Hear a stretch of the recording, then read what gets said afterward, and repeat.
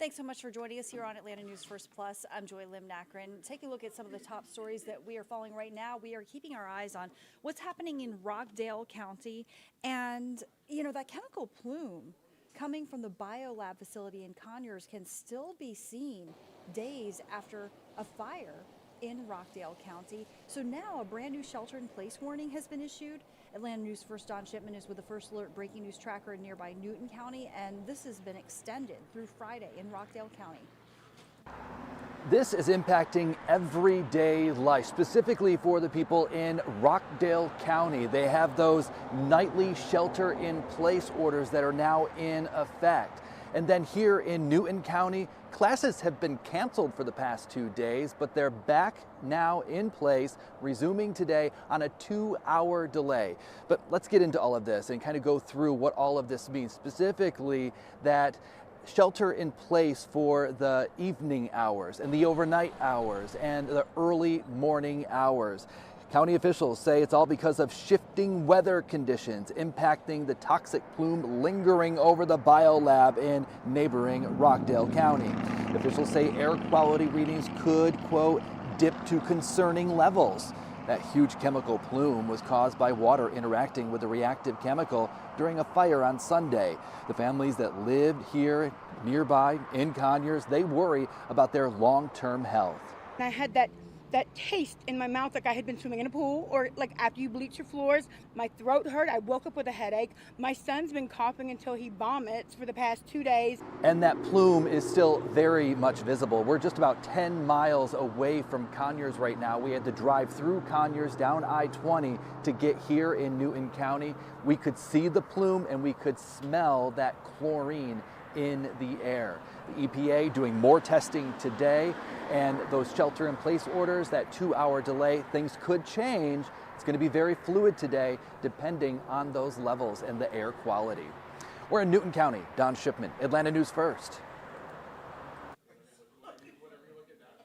And Governor Brian Kemp is suspending the gas tax all across the state. This is an effort to help Georgians following Hurricane Helene.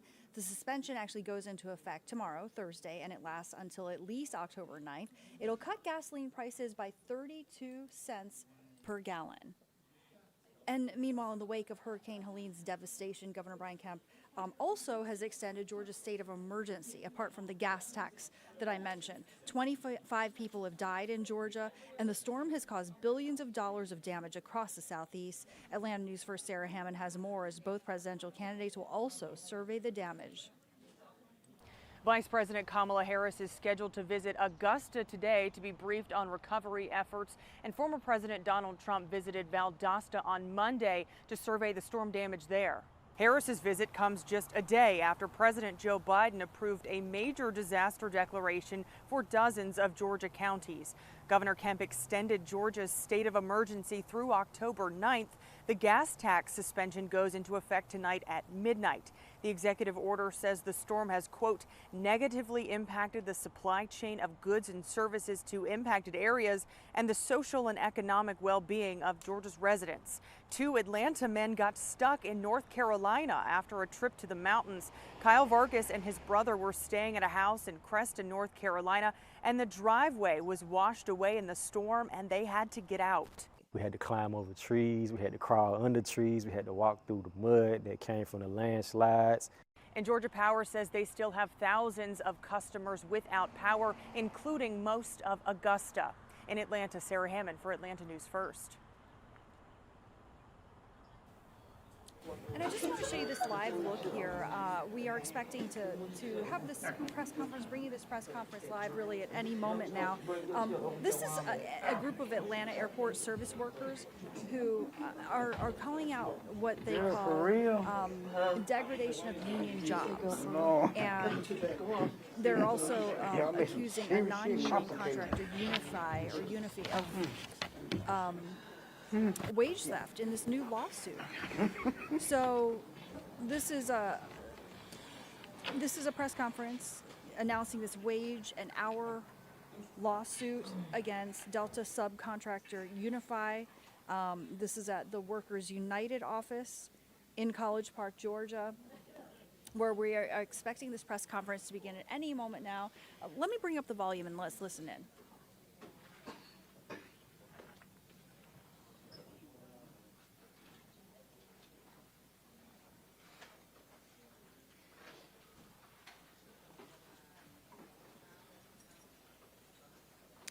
So, again, just waiting for this press conference to begin at any moment now.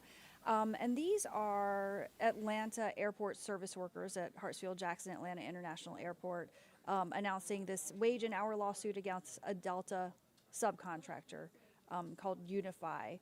And we're expecting to hear from a Delta customer service lead for wheelchair agents, Joanna King-Gray, a Delta customer service lead, I should say another Delta customer service lead for wheelchair agents, Emily Padilla, airport service workers, including cabin cleaners, baggage handlers, wheelchair attendants, and various others who work at the world's busiest airport, Hartsfield Jackson Atlanta International Airport. So they're calling out underpayment of wages on the part of Delta subcontractor Unifi is what they're talking about, which eliminated good paying union jobs and slash benefits is what they're saying.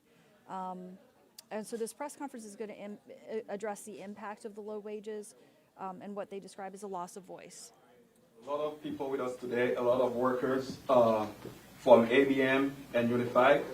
So today we're going to talk about a few things that are really essentials.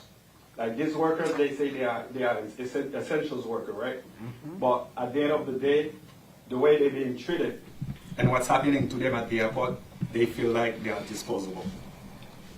For example, we have Miss Cynthia that's been working at the airport for ABM. She's been working at the airport for over 30 years. Wow. Now, ABM is losing their contract by November 1st, right? Mm-hmm. And what does that mean to her?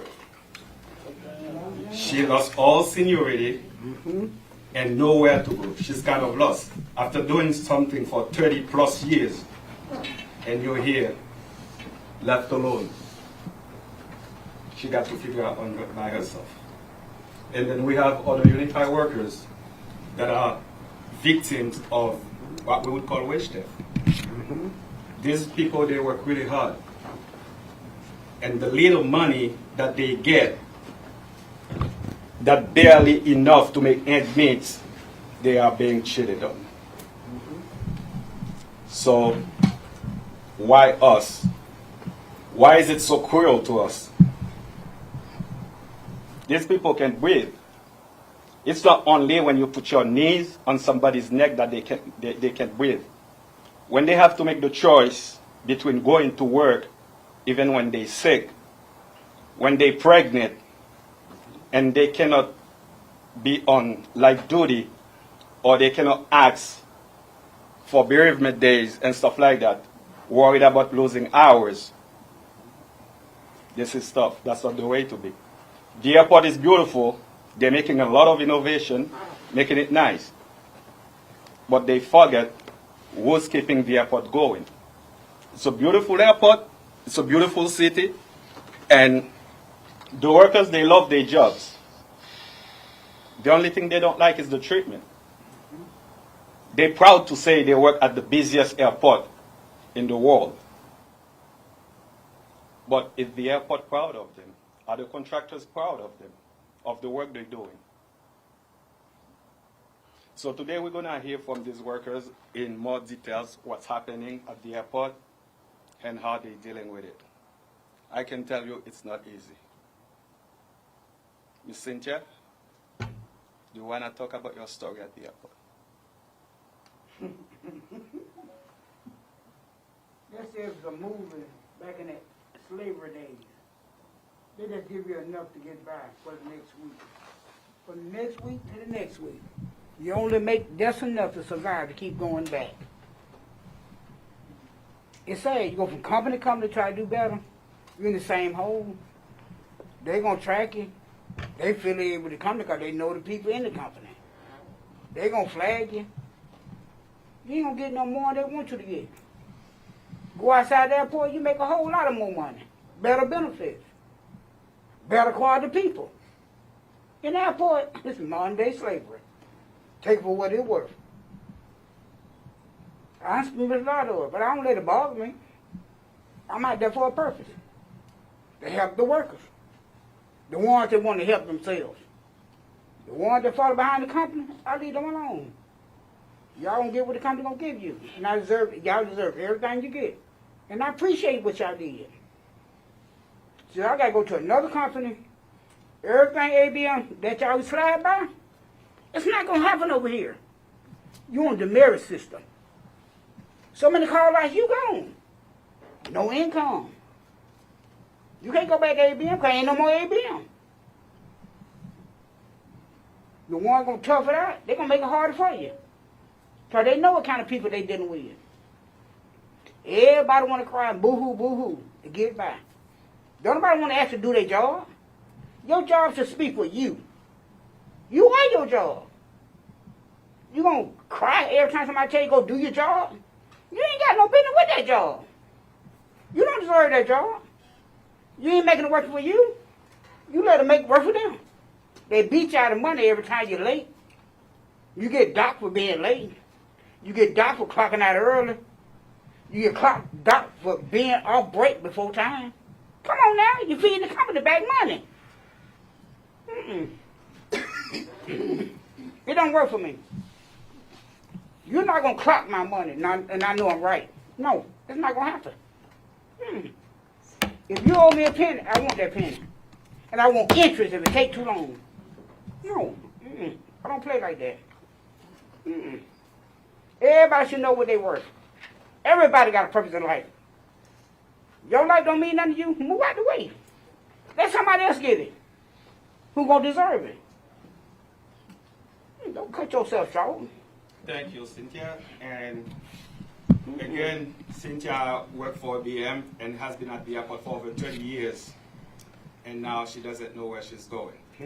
And everything that's happening at the airport, like contractors, like we have good union job in the past. And it's like they're pushing the union jobs out, especially in the cleaning department, to other contractors that are not unionized. And we're talking about AATC, which is the association responsible for all the cleanings and all the cleaning department and stuff at the airport. But and they have to control everything. It's a group of contractors of airline that constitute AATC, and Delta is the biggest. Airlines there at the airport. So, which means Delta have a say in every single thing that's happening through AATC. Delta is about 80% at the airport. Then come the others. And when we talk about Unifi, as we all know, Unifi is under Delta umbrella. Delta owns 49% of Unifi. And a lot of workers that are leaving ABM, they're trying to get to Unifi to keep working at the airport. But ABM is not helping them. It's not giving them a path to follow to keep getting some change for the daily bread. Now let's hear from Emily Padilla. Hello, good morning. My name is Emily Padilla. I'm a customer service lead for the wheelchair agents at Hartsfield Jackson Atlanta International Airport. My job is really important and it's essential to ensuring that the Delta passengers who need wheelchair assistance, like the elderly and those who with disability, that are taken care of and that are traveling through the airport. As a lead, I set up and prep the wheelchairs for the wheelchair agents. I also assist immobile passengers who need special care to get on and off the plane safely, and there are times when I jump in as a wheelchair agent to assist passengers around the airport. I really like my job. I love meeting new people and talking to passengers about their day, about how they're traveling and how their vacation went, or business travels, whatever. Despite my importance to the function at the airport and Delta operations, we are paid poverty wages and are cheated out of money we've rightfully earned. If I clock in early, my time is rounded up to the next hour. If I stay late, my time is rounded to the last hour. This adds up each paycheck to hours I'm not getting paid for. I already have to work 50 to 60 hours to make ends meet for my family. I work hard enough to have my family. My family is struggling with serious health conditions. I barely have a day off, and it's just tight. And I don't have enough to do what I want. I want to go to school for photography. I want to go for my own business. I want to make my own business.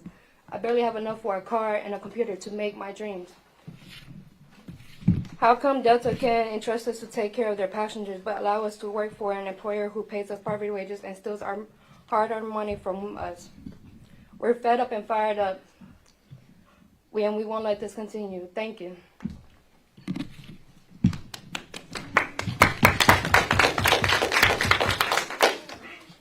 Thank you, Emily. I know this is not easy for you.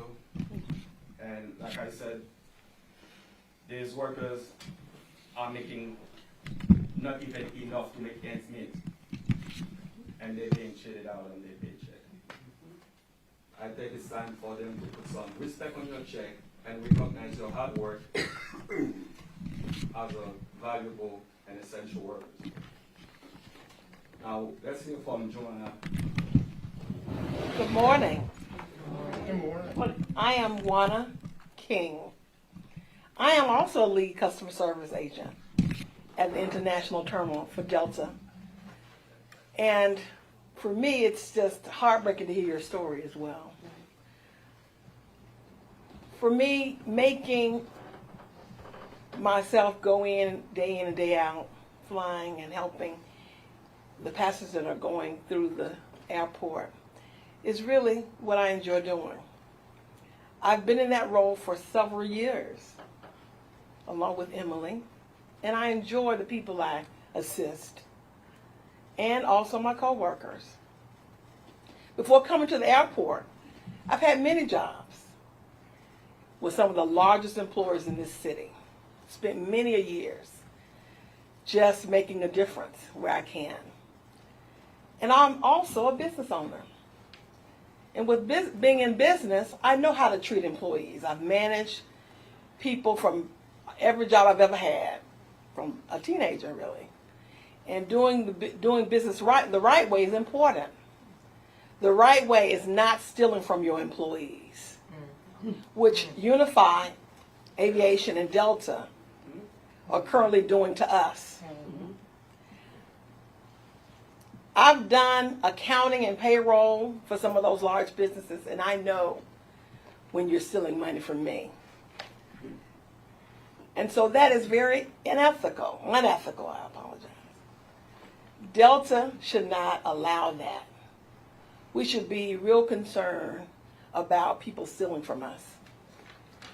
We work extremely hard, and we're not being paid for the work we have done. And it's very unjust. Atlanta is often called the cradle of the modern rights movement, civil rights movement.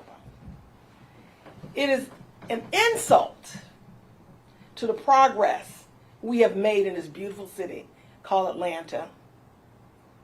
And companies of this size in this country, like Delta, like Unifi Aviation, should not exploit largely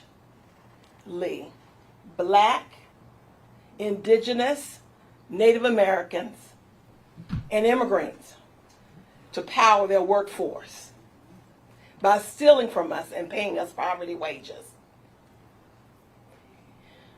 In addition to knowing it, it takes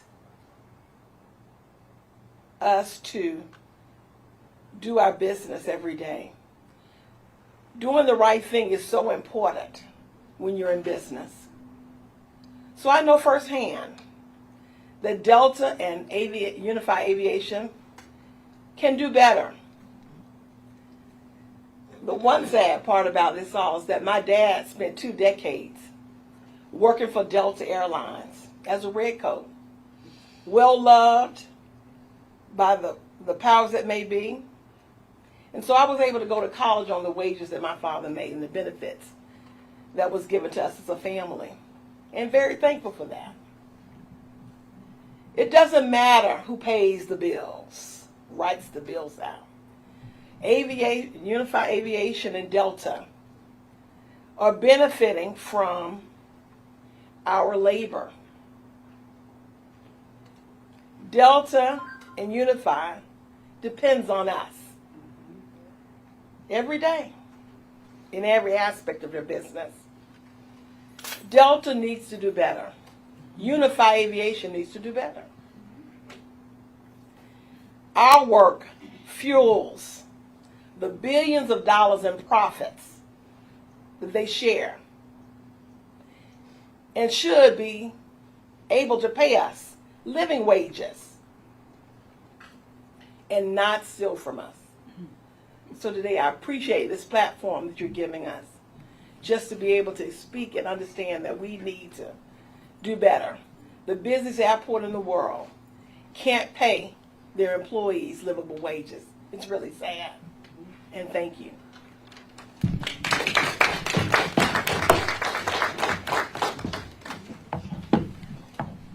Thank you very much, guys. Now we're gonna be open for questions, and we have some other workers with us. We have James, and we have Charlotte, and some other workers in the assembly that can take questions from you guys.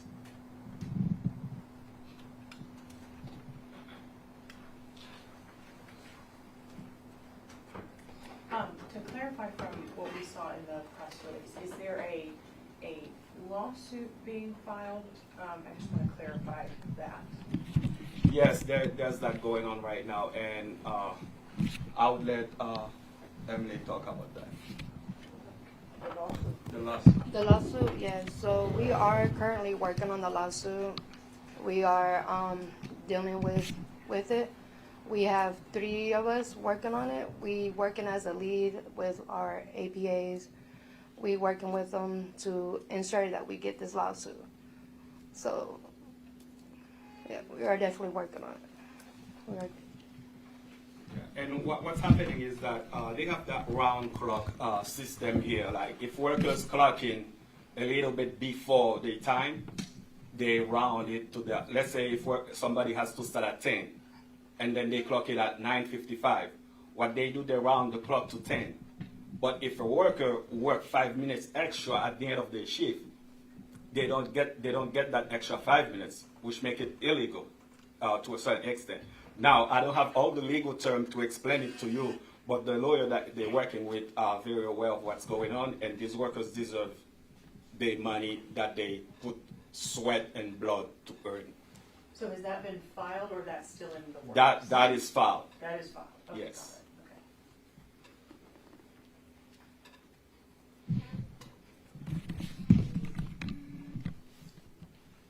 I have a question. I see that the port workers have considered, well, they have actually executed a strike that is impacting the country, and it has made a significant impact on revenue. I think when you get in Americans' pockets and you get into legislators' pockets, it impacts the way people treat you. Has this group considered possible strike if your demands or if your requests are not met? I mean, when you're organizing, when you're trying to get things right, there's a certain action that you have to take. And of course, at a certain point, if we don't get resolved, that could be one of the possibilities, one of the ways to go to get what we deserve.